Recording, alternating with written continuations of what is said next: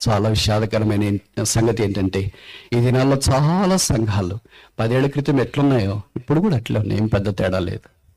అప్పుడు 20 మంది 30 మంది ఉంటే ఇప్పుడు కూడా 20 మంది 30 మందే ఉన్నారు. అప్పుడు 100 మంది ఉంటే ఇప్పుడు కూడా అంతే ఉన్నారు. ఏమయ్యారంటే మళ్ళీ వాళ్ళు చెప్తారు, బ్రదర్ డివైడ్ అయ్యారు, 2 అయినాయి, 3 అయినాయి, 4 అయినాయి.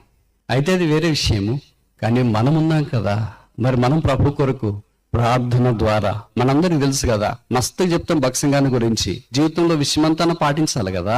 విషమంతా పాటించుకోకుండా ఇంత చెప్పి ఏం లాభం ఉంది? ఆ విషమంతా పాటించడానికి కూడా మనకి చేత కావట్లేదంటే మనం ఎంత బలహీనము. ప్రార్థన ద్వారా, మోకాళ్ళ ద్వారా, కన్నీటి ద్వారా ప్రపంచవ్యాప్తంగా యేసుక్రీస్తు ప్రభు యందు విశ్వాసం ఉంచే వారిని స్థిరపరిచి సంఘాల ఏర్పాటు చేసింటే మనమున్న స్థలాల్లో మరి మనము ఆ సంఘం విస్తరించడానికి రాబో తరాల్లో మన తర్వాత ఆ బాధ్యతలు తీసుకునే గురుతరమైన సామర్థ్యం కలిగిన జనాన్ని సిద్ధం చేయడం మన బాధ్యత కాదా?